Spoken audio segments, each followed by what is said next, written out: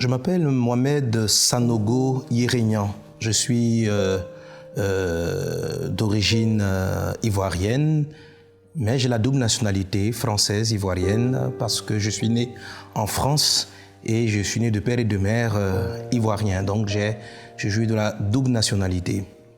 J'ai rencontré Jésus, j'ai donné ma vie au Seigneur Jésus en 1988. Déjà depuis 1987, je manifestais un certain intérêt pour l'évangile et je voudrais vous conter un peu comment cela s'est passé. Aujourd'hui, je suis pasteur, je prêche la parole de Dieu un peu partout dans le monde où le Seigneur m'envoie. Mais comme mon nom et mon prénom peuvent l'indiquer, Mohamed, c'est un nom très souvent, donc c'est un nom musulman. Je suis donc d'origine musulmane. Mon père est musulman, ma mère était catholique et à son mariage, elle a opté pour la religion musulmane. Mes parents sont des personnes très pieuses. Très tôt, mon père nous éduquait, nous formait dans les voies de l'islam, dans les voies de Dieu. Mon père était un homme très spirituel, qui aspire beaucoup aux choses spirituelles. Notre maison était remplie de bouquins de tous ordres spirituels. Et très tôt, ça a attiré mon attention. Je crois que cet amour du spirituel que mon père avait, il me l'a communiqué. Donc, j'avais cette soif de connaître, de comprendre les choses de Dieu. Donc, j'ai grandi, j'ai évolué dans cet environnement. Il m'a aussi inscrit assez jeune à une école coranique. J'ai donc appris très tôt à prier musulman, à faire les prières, à réciter les sourates. Voilà, j'étais un musulman, je dirais, assez moyen. Voilà, je ne suis pas un érudit musulman. Et dans cet environnement-là, donc divin, de prière, d'islam, tout ça, je vais vivre une vie quand même loin de Dieu. Très tôt, je vais rentrer un peu dans la débauche, l'impudicité, les filles, la tricherie, des choses comme ça. Mais je sentais profondément que ce n'était pas ma vie.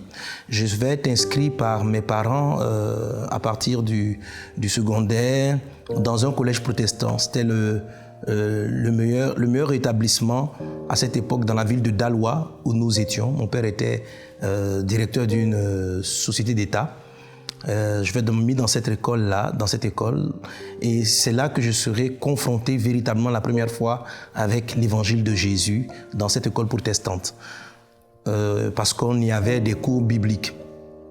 C'était mon premier contact avec la parole, la Bible. On avait une Bible à la maison, parce que mon père, je dis, comme il est très spirituel, il avait toutes sortes de livres, et à partir de là, je vais commencer à m'intéresser à lire la Bible.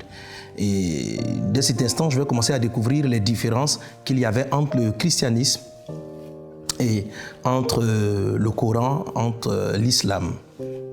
Mais bon, ça ne va pas me toucher plus que cela. Voilà. Et je vais continuer cette vie mi-spirituelle, mi dans le monde, débauche, tout ça, jusqu'à ce qu'une période... pendant les vacances, mon père nous fasse partir, ma mère aussi nous fasse partir en vacances chez mon oncle. Je vous ai dit que ma mère était d'origine catholique.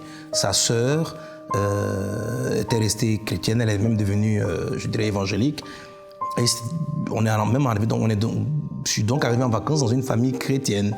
Et dans cette famille-là, je vais être encore en contact avec l'évangile de Jésus. Et là, ma curiosité par rapport aux choses spirituelles va m'amener à poser des questions à un monsieur qui s'appelle, je crois, Agostino, et aussi à mon oncle, monsieur Touré. On a commencé à discuter de tout. Et là, je vais comprendre des choses qui vont attirer mon attention. Ils vont me dire que Jésus est fils de Dieu et que Dieu l'a donné pour qu'il meure à la croix pour nos péchés. Ces deux affirmations étaient contraires à ma foi islamique. Pour moi, l'islam comme le christianisme menait à Dieu. C'était des voies différentes pour parler du même Dieu. Donc, qu'un musulman reste musulman et un chrétien de naissance devait rester chrétien. Donc, je croyais dans le Coran pour les musulmans et je croyais dans la Bible pour les chrétiens. Et c'est dans cette atmosphère donc, que je me suis rendu compte que ces deux livres que je considérais saints, des révélations de Dieu pour les religions respectives, je me rends compte que ces livres disaient des choses contradictoires. Dans le Coran, on comprend que Dieu ne peut pas avoir d'enfant, il ne peut pas avoir de fils, parce qu'il n'a pas été enfanté, il ne peut lui-même enfanter. Et le Coran fait savoir que Jésus-Christ n'a pas été crucifié, il a simplement été enlevé vers le ciel. La Bible dit justement que Dieu a résolu le problème de l'humanité, qui était le péché qui séparait les hommes de Dieu, en donnant une partie de lui-même, qu'on appelle donc son Fils. Et Jésus est sorti de Dieu, engendré par Dieu. Il fallait enlever le péché des humains, enlever la tâche qui était sur eux, et Dieu a pris une forme humaine au travers de Jésus pour pouvoir porter le péché et mourir pour cela à la croix. Donc le fait qu'il soit sorti de Dieu, venu de Dieu, Fils de Dieu, lui donnait cette capacité. Mais après cela, il a été crucifié. J'ai donc compris que la foi chrétienne était basée sur ce fait-là. Ce n'était pas les rites, les pratiques. Au niveau des rites et des pratiques, les deux religions semblaient similaires. Vous avez à peu près les mêmes commandements qu'on retrouve dans le Coran comme dans la Bible. En tout cas, les commandements principaux se retrouvent partout. Sauf que la Bible arrivait à le fait qu'aucun homme n'est juste, aucun homme ne peut prétendre s'approcher de Dieu, connaître Dieu, aller au ciel à cause du péché qui est en lui. Et Jésus-Christ était justement venu ôter ce péché. Si vous enlevez la divinité de Jésus et si vous enlevez la croix de Jésus, c'est comme si tout le message de la Bible était faussé. Alors là, ça va m'amener à me poser des questions. Je vais dire, mais je ne comprends pas. Pour moi, ces deux livres sont des livres saints. Dieu ne peut pas dire dans un livre que Jésus est son Fils et qu'il a été crucifié, et puis le même Dieu va dire dans un livre que c'est faux. En fait, le fait que le Coran donnait un avis sur la vie de Jésus m'a interpellé. Je dis, bon, Dieu ne peut pas se contredire. Donc, soit il a parlé à la Bible, soit il a parlé par rapport au Coran. Et je me suis dit, si je discute avec des chrétiens, ils me diront tous que c'est la Bible qui est la vérité. Si je discute avec des musulmans et des érudits musulmans, ils me diront cela. Moi, j'étais musulman, mais dès cet instant, un doute va s'immiscer dans mon cœur. Oui, il va y avoir un grand doute. Et j'étais un peu culpabilisé par rapport à ce doute. Je commençais à remettre en cause ma foi islamique. Alors, je me suis mis à prier. Pendant mes prières, je n'avais pas arrêté mes prières musulmanes. Je faisais mes 5 prières par jour. Et je disais en priant, et même dans ma chambre, je dis, bon, Dieu, pardonne-moi d'être dans cette période de doute. Je te demande vraiment pardon de cette période de doute. Mais je vais te poser une question. Entre ce que la Bible dit et ce que le Coran dit, qu'est-ce qui est vrai? Qu'est-ce qui est vrai? Si c'est le Coran qui dit la vérité, je te demande pardon. Pardonne-moi d'avoir douté du Coran. Mais si c'est la Bible qui dit la vérité, permets-moi de la suivre. Dieu, pardonne-moi cette période de doute, mais révèle-toi à moi. Par contre, je dis cela à Dieu, littéralement, par contre, si tu ne me montres pas la vérité, si tu ne me dis pas quelle est la vérité dans ces assertions-là, si tu ne me montres pas la vérité et que je meurs dans l'erreur, au dernier jugement, je dirai à Dieu que c'est de ta faute. Voilà comment je prie. Je dis, Dieu, je te tiendrai responsable de mon choix. Mais si par contre tu me montres la vérité et que malgré cela, je choisis de rester dans une position ou une autre, alors Seigneur, tu aurais eu raison. Et sur cette base-là, j'ai commencé à invoquer Dieu. Alors là, je vais commencer à avoir vraiment la forte conviction que Jésus était la vérité. Mais je me suis refusé de l'admettre. Je me suis refusé de l'accepter. Je suis revenu en Côte d'Ivoire parce que je faisais ces vacances au Sénégal, à Dakar. Je suis revenu dans ma ville d'Aloua, en Côte d'Ivoire. Et là, un jour, je rencontrais une fille. Je vous ai dit que j'aimais draguer les filles, j'aimais tout ça. Je rencontre une fille à qui je faisais des avances qui refusait constamment parce qu'elle avait donné sa vie à Jésus. Elle était chrétienne. Et celle-là va m'inviter au culte, va m'inviter à l'église. Je dis, bon, ok, je vais aller avec elle. Et puis, au retour, je vais continuer à lui dire ce que je pense d'elle. Voilà. Elle va m'amener à l'église et lorsqu'on arrive là, je sais pas, c'est comme si la réponse divine s'est imposée à moi. Je ne me souviens pas de la prédication, je me souviens juste de l'accueil qu'on m'a fait. Je me suis assis dans la salle et ce jour-là, je dis souvent aux gens, je me suis pas converti. Je dis souvent aux gens, Dieu m'a converti. Je suis resté assis. Quand je me suis levé, tout mon être répondait en moi que j'étais devenu chrétien. Tout simplement comme ça. Je n'ai pas fait de prière, Seigneur, je te donne ma vie. J'ai senti que mon être était changé. Lorsque on est sorti de la salle, on est sorti de l'église, je ne faisais que dire à cet ami, merci. Merci de m'avoir envoyé là. Je viens d'avoir la réponse à ma prière. Je viens d'avoir la réponse à mes prières. Et ce jour-là, j'ai rencontré Christ dans ma vie. Ma vie va être bouleversée du jour au lendemain. Je suis rentré à la maison, je pleurais de joie. Je sentais que je venais de rencontrer quelqu'un. Je venais d'avoir la réponse à une vieille quête. Parce que de tout temps, je cherchais à connaître Dieu. Je posais souvent des questions à mon père, à des amis. Je voulais connaître Dieu. J'avais ma vie qui était quelquefois la débauche, tout ça. Mais intérieurement, j'aspirais. Je posais des questions à Dieu. Quelle est la vérité? La réponse est comme imposée à moi. Je ne peux pas vous dire exactement. Ce n'est pas une vision, ce n'est pas un songe. Ce n'est pas que quelqu'un m'a convaincu. Je ne me souviens même pas de la prédication. Mais c'est comme si Dieu a enlevé mes péchés ce jour-là. Je me suis senti déchargé, libéré. Et puis, ma vie a changé. Et après, j'ai compris pourquoi cela. Ce jour-là, j'ai décidé de suivre Jésus. Ma vie a totalement changé. Dieu a répondu. La réponse est imposée à moi cette soirée-là, cette nuit-là.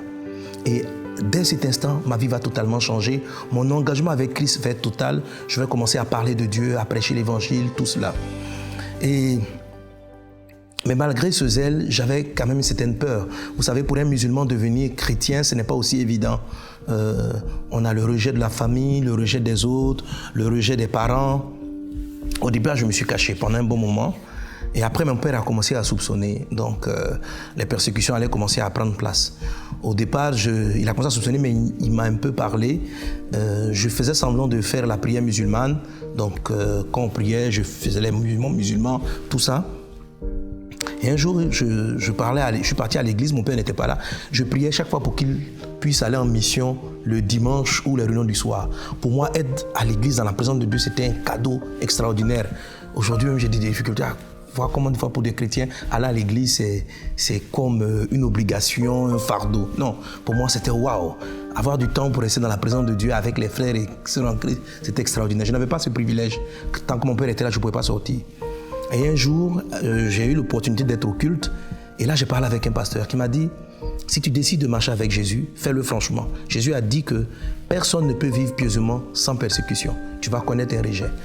Ce jour-là, ça a été très pénible pour moi. C'était très pénible. Il fallait que je prenne la décision d'arrêter de faire semblant de prier. Parce que pendant que je faisais les prières islamiques, j'invoquais Jésus dans mon cœur. Mais il m'a dit, tu ne peux pas vivre comme ça. C'est comme de l'hypocrisie.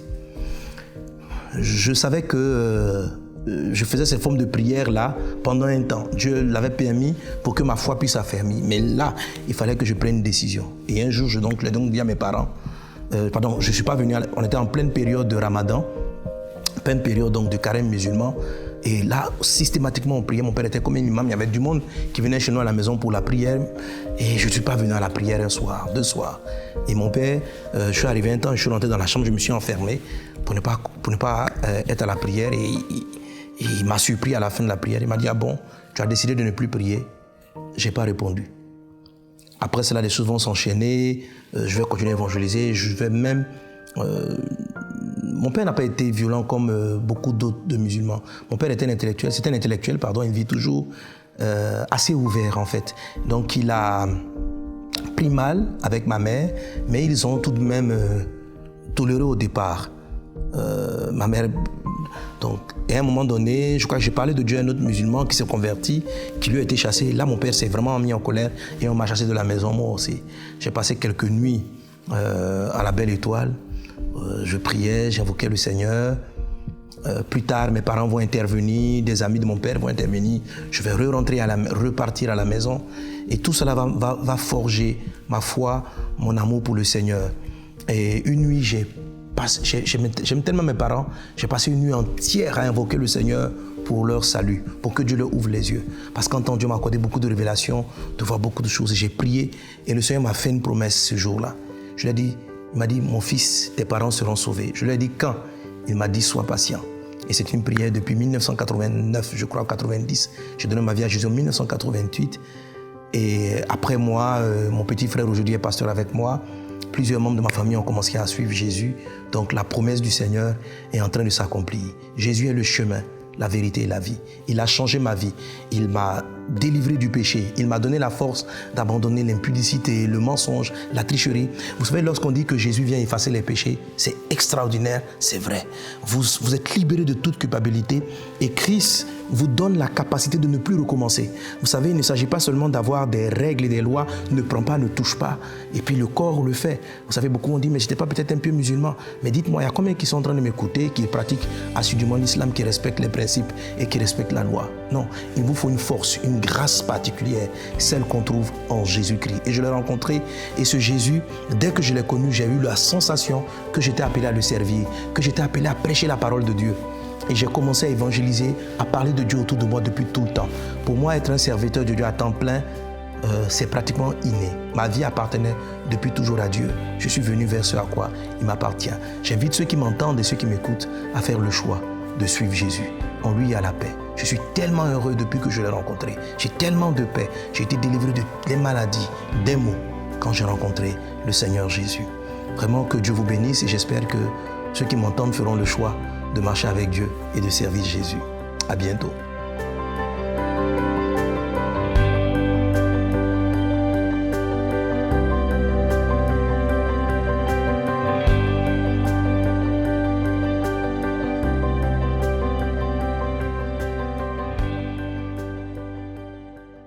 Cette émission est rendue possible grâce au précieux soutien des partenaires d'Enseigne-moi Canal International. Retrouvez tous nos programmes sur emcitv.com.